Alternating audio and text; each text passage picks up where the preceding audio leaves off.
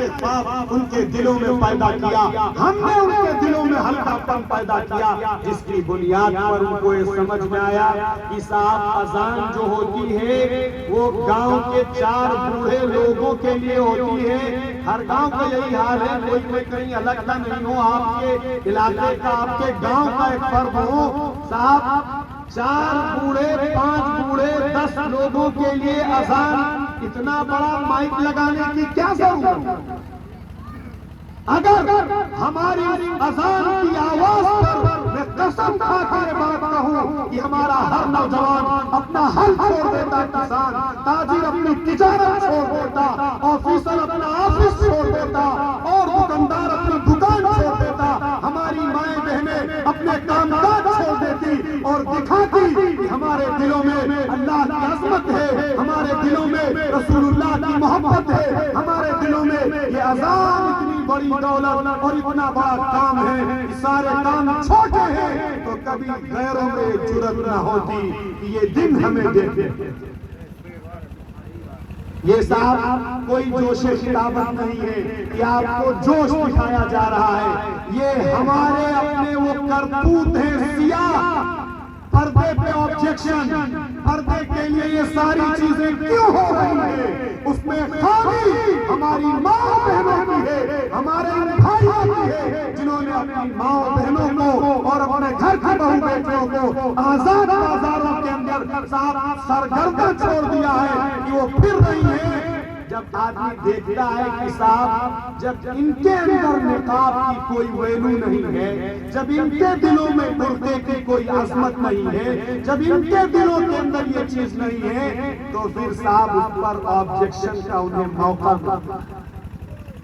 یاد رکھیں اس بات کو کہ جب ہم اپنے کرتوت کے ذریعے سے، ہماری بہت ساری بہنیں ایسی ہیں، بہت ساری مائیں ہیں جو لڑ رہی ہیں، اس حق کے لیے لڑ رہی ہیں کہ ہم اپنا حجاب نہیں اتاریں گے، ہم اپنی عزت نہیں بیچیں گے، ہم اپنی حیا سے کوئی سمجھوتا نہیں کریں گے، ان کا لڑنا بہت مبارک، بہت بہادر ہے وہ، اور ان کی بہادری پر سلام ہے۔ لیکن دوسری طرف جو یہ رویہ ہے ہماری ان بہنوں کا، ان ماؤں کا، ان بچیوں کا، ان بہوؤں کا، جو خود نکاح کو آج بیکورڈ لوگوں کا طریقہ سمجھ، ایسا نہیں ہے کہ صاحب جو ذرا سے پڑھ لکھ گیا، کچھ اسے ایجوکیشن کا کوئی سرٹیفکیٹ حاصل کر لیا،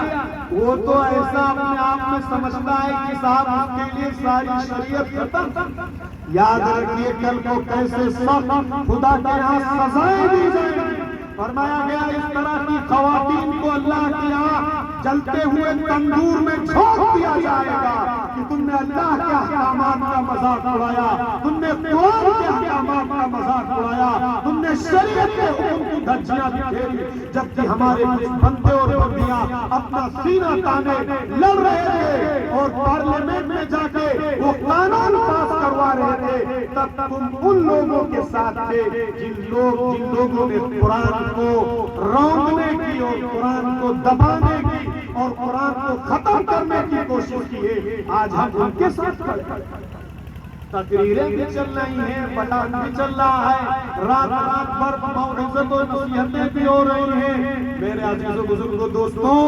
اگر ہم نے زندگی نہیں بدلی، یاد رکھیے کہ پہلے ہم غیروں کو موقع دیں گے۔ اگر ہم اپنی شریعت پر مضبوط ہیں، اپنے نبی کے طریقے پر مضبوط ہیں، اللہ کے حکم پر مضبوط ہیں، تو اللہ کی مدد ہمارے ساتھ ہوگی۔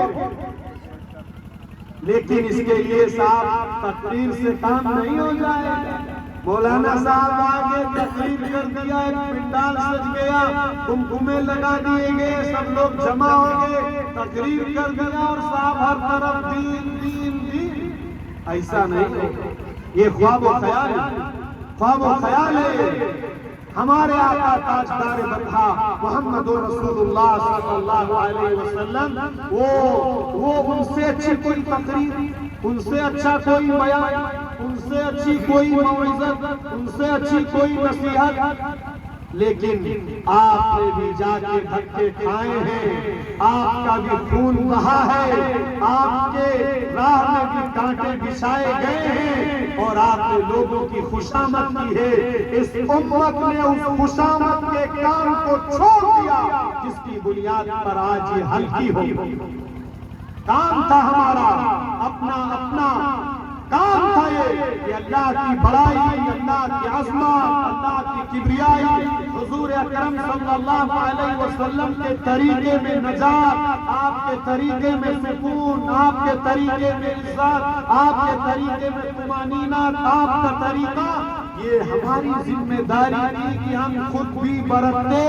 اور ایک ایک اپنے ملک کے بھائی کو بتاتے